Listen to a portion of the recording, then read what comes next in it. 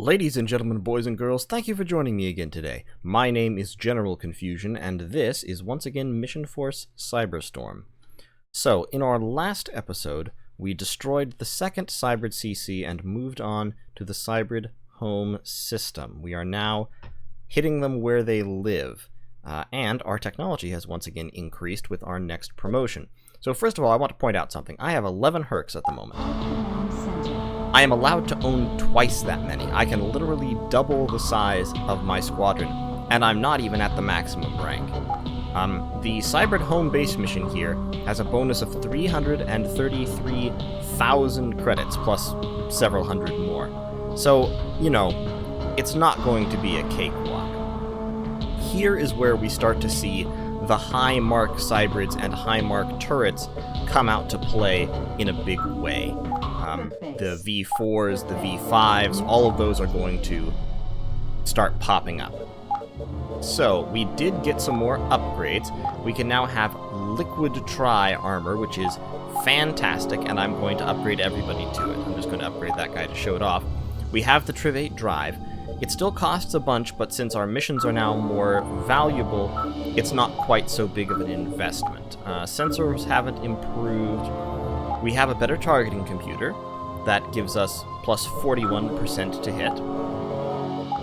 Liquid Life is still the top of the tree when it comes to life support, but frankly, it's still not necessary. For one thing, the planets in this system are so deadly inhospitable that having a better life support hardly matters. However, this is the big thing. This weapon right here, the Compression Blasters, heavy and light. Description: the finest weapon ever made. And that's not a joke. Why? Well, because look at it. 160 damage to shields, 128 damage versus armor, 25 energy cost to fire 2 shots per turn. So comparing it to the SP-1200, for example, same range, energy cost to fire slightly higher if you fire both shots, but only 5 points. The SP-1200 does 360 damage versus shields versus the HC Blaster's maximum 320, so it is slightly better versus shields. But the HC Blaster does 128 damage versus armor as well. So one, legitimate and effective tactic is just to have a Juggernaut equipped with 4 HC Blasters, 2 Missile HK Pluses, and 2 Chain Elves, and 8 shots of HC Blaster are generally enough to tear down at least a couple of Cybrid's shields or batter down a big Cybrid in one volley.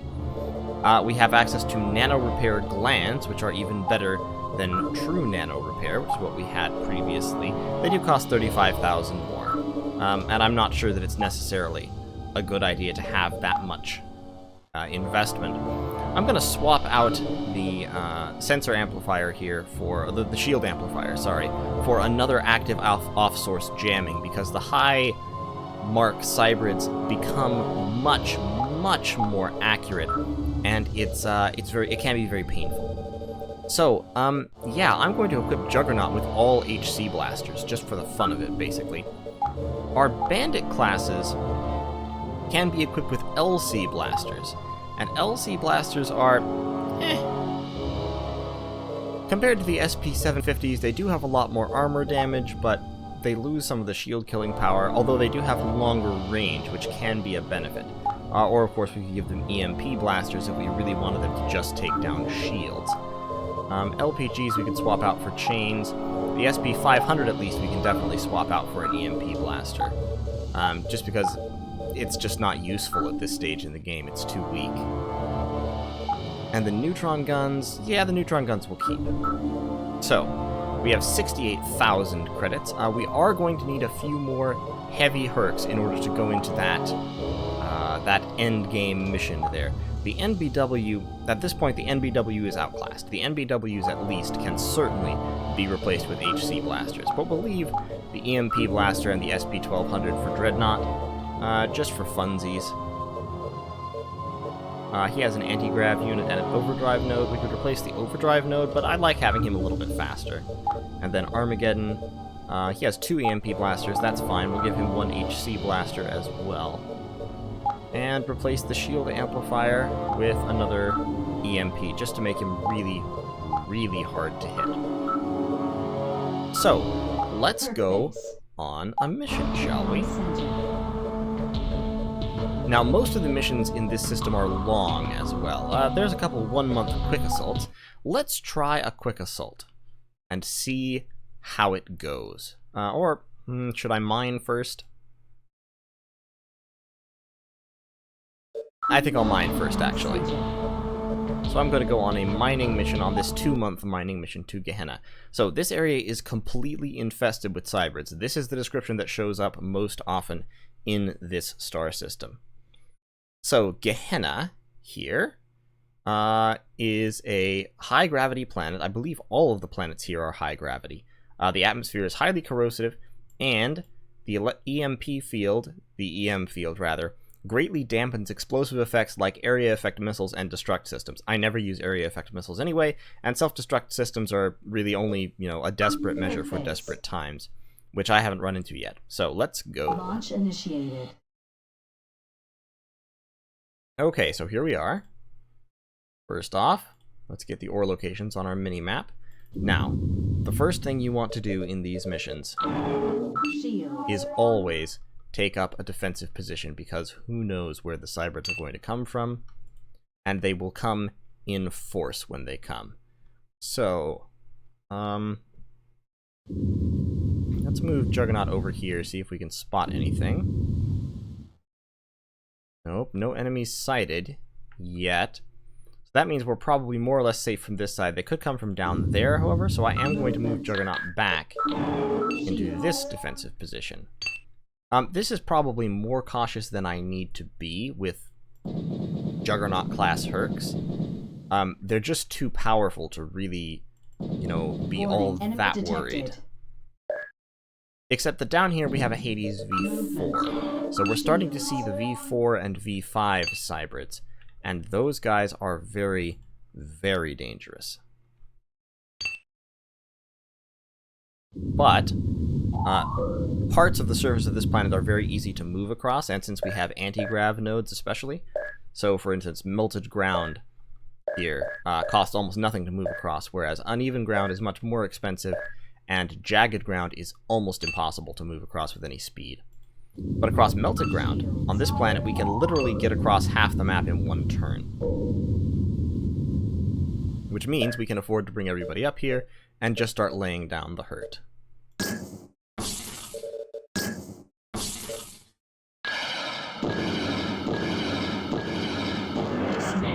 There we go.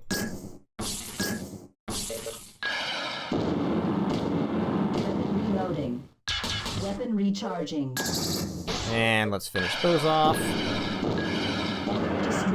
And feed you a few missiles.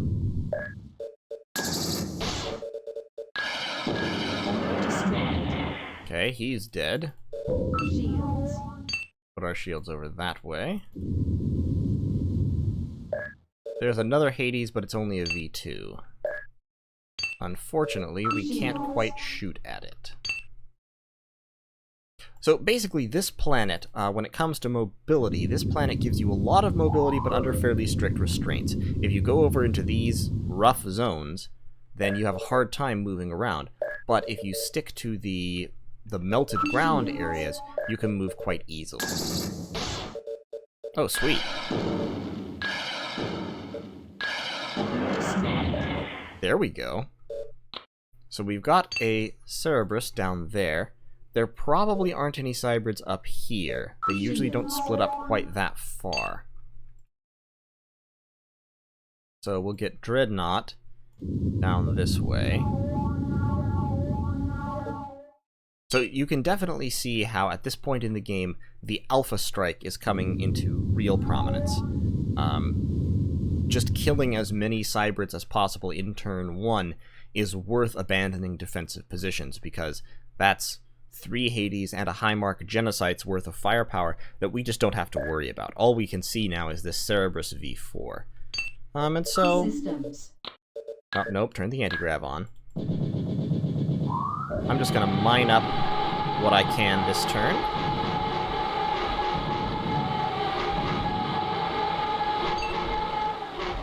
which is going to be quite a bit.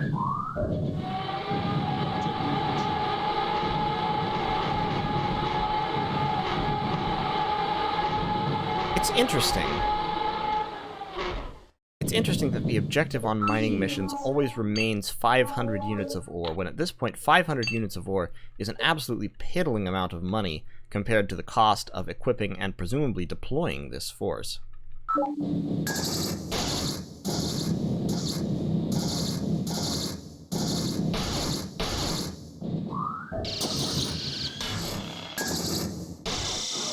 Okay, we've got Parasites and Spectre V4 up there, and a Cerberus V4. So as you can see, the Cerberus V4 is equipped with a ridiculous number of light pulse lasers.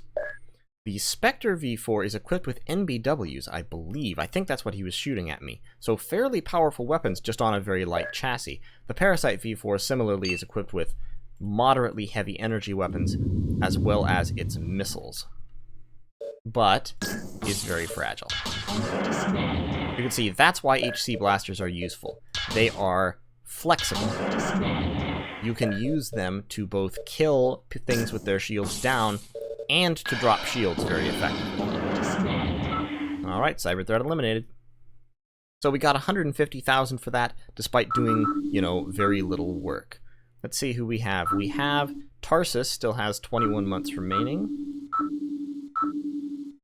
Quabble is down to 11 months remaining, so we'll want to swap him out. Because I do anticipate spending 11 months before getting to the main mission. So we do have Maya now. And Maya is fantastic at everything, especially 99 in missile. We can, of course, train her up just a little bit more. Excuse me. We can, of course, train her up just a little bit more, which I will do. She doesn't need cannon. Might as well give her elf, because we are going to be putting Maya in a juggernaut. Maya is going to replace Quabble. Perk base. So with our 162,000, actually we're going to spend that on upgrades. I will be right back. Okay, so I've spent all my money. I've upgraded all of these three, plus the first three of my Reapers. I still have to replace that NBW with an HC Blaster. That's a strict upgrade in basically every respect. The HC Blaster costs slightly less energy to fire, 50 versus 60 for both rounds, and it does more overall damage than the NBW does. So basically, anything an NBW can do, an HC Blaster does better. It also requires the energy skill rather than advanced tech, which is a more common skill that more bioderms have and that's easier to upgrade. So let's take on a quick assault, shall we? We're going onto the world of Acheron, which is 200% gravity, poisonous atmosphere, and sensors and targeting systems are greatly inhibited on Acheron. Fortunately, we're going to start close to the enemy, and we have enough firepower we should be able to kill the majority of them turn one. Launch So, let's see what we've got. So, as you've noticed, our sensor range is very, very limited. We have a Spectre V1, Genocide V4, 2 high version Nihiluses, Hades V2, Nihilus V3, Arachnus V5. That's actually a dangerous Cybrid because it is such high mark. Genocide V4, Hades V3 and V4, Parasite V1, we can basically ignore that. Genocide V2, Nihilus V2. Okay, so I'm thinking that step 1 has got to be to kill off these guys. Then after that, since we are on smooth surface over here, and that's even surface, so we will be able to move quite far, what we want to try to do is kill off these guys, and then if necessary, if we can't kill off all these guys at once, we can get people over the ridge. So, first off, there's one.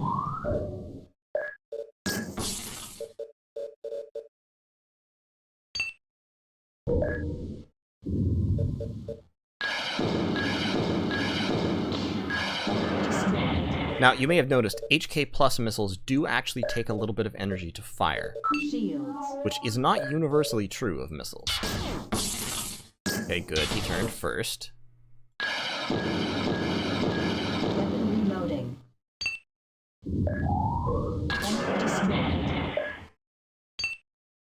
now use the rest of your energy weapons on him.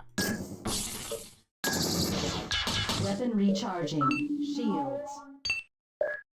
HC blasters, the fact that they do very respectable armor damage just makes them so useful.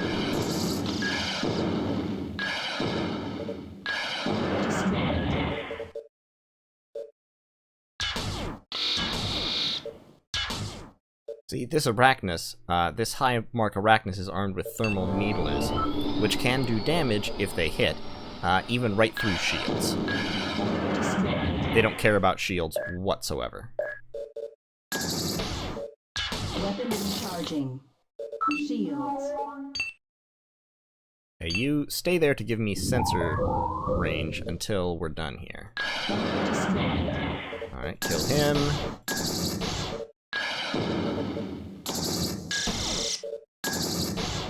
Stop turning on me. This Juggernaut. Move up there.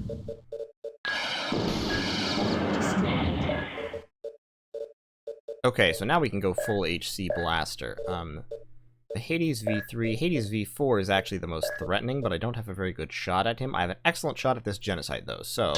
Weapon recharging. Weapon reloading. Okay. And I have a pretty good shot at him. Eh. Weapon recharging. Shields. Weapon recharging. Shields. Okay, so what else do I have to worry about? There's a Spectre V4 there. There's an Arachnus V5 there. I want to clear these guys out too. Oh, I need to finish killing him. Oh, no. Okay, well, I found that out while I still have some hercs available, fortunately. So, you need to die first. Shields. Then you need to run away down here. Movement. With the remainder of your weapons, you can just sort of fling at somebody. Yeah, him. Shields down. Shields. Shields. Okay, good. Now you crouch. Or you might die. You...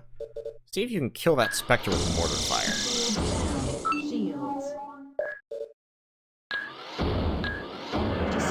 Yes, you can. Good job.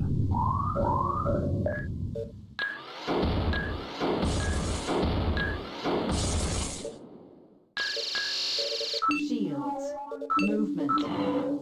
Okay, we want to clear out this area if possible, because what we can do is we can use Movement. cover Systems. Shields. against all the others pretty effectively. Movement. Shields. At least for most of my units. Famine, get up there.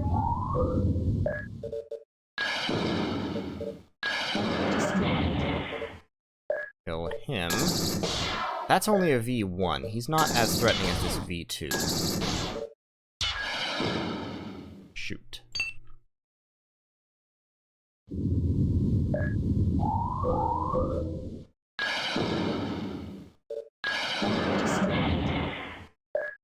And this guy needs to die. Shields. Movement. Shields. Okay, so we only have him to finish off, Movement. and then we'll have cleared the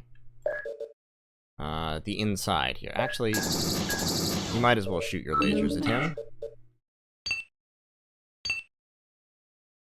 Mr. Miyagi can get way over here in a hole where he'll be fine. Movement. Great. Shields. And now, so Juggernaut, Movement. crouch. So who do we have left who's really dangerous? We have a Hades V4 right there.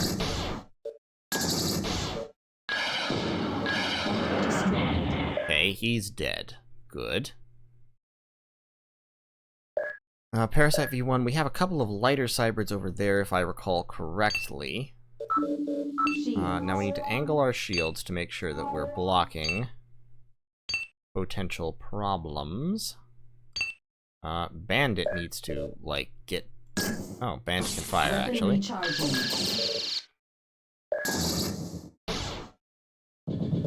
Good job, Bandit. Shields. Do you have any missiles left? Yes, you have missile HK pluses remaining. 1 missile HK plus, at least. So you shift over there. Crap. Now go down there, where you'll have a little bit of cover. Shields. Alright, let's see what happens. Yep, that was pretty much what I was hoping. Weapon recharging.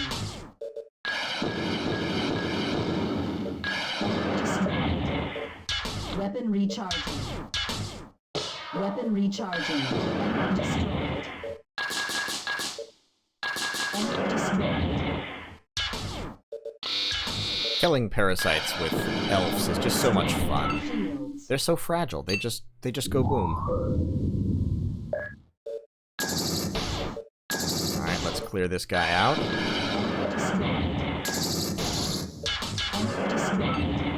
Clear him out. Who do we have left?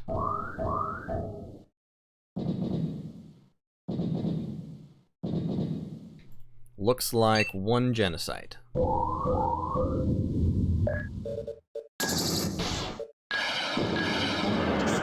Alright, there we go. Cybrid threat eliminated. And another 150,000 credits. Good job, guys. Well done. High five. Tarsus is down to 20 months. He's my oldest bioderm. Alright, let's repair everybody up. Interestingly, did we get any new weapons here? We don't know. We have the plasma mortar.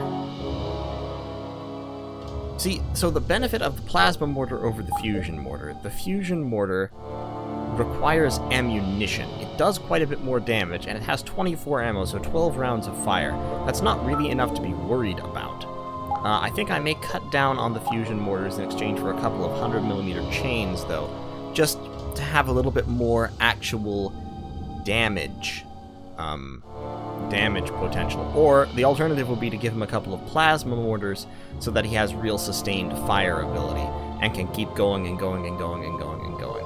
I think I'll go with 100mm chains. We'll see how that works out. Then with the LPGs, because I don't think any of these planets disable cannons, so we can actually give him 400mm chains.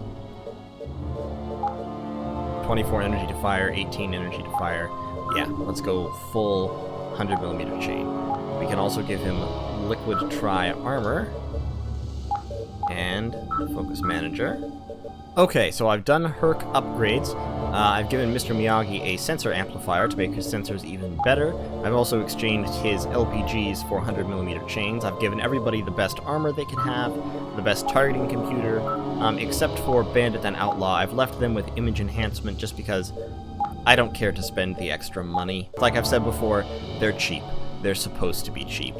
At this point, I can literally buy almost 2 of these guys. I think I can buy 2 of them plus bioderms for 1 mission's worth of payout, which I may do.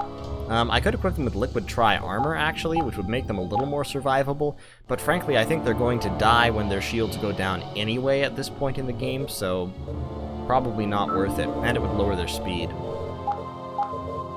Same problem with Trivate drives. I have not given everybody Trivate drives yet. The Trivate drives are, you know, quite an extra little wallop of expense. I'll probably give them to my Juggernauts, just to help the Juggernauts be faster. The Reapers don't really need them. I mean, 40 points, 38 points, but, not really necessary. They're already over 200 speed rating, so I think I'll just stick with the improved drive for them. And I've swapped out all my NBWs for HC blasters, I believe. So, I'm going to cut this episode here. We have just a couple of missions left to go. I want to increase the size of my squadron a little bit, get maybe another Juggernaut, another couple of Reapers, potentially buy another couple of Ogres, which I can use to just kind of zerg the Cybrid base. And then, within the next couple of episodes, we're going to be taking on the final base. We'll be wrapping the game up. I'll hit the maximum tech level, and we'll go in on it. So thank you all so much for watching. If you like this video, leave a like. Consider leaving a comment if you have anything to say, or subscribing to the channel, and more content like this will be coming your way on the regular. So thank you all once again, and I will see you in the next one.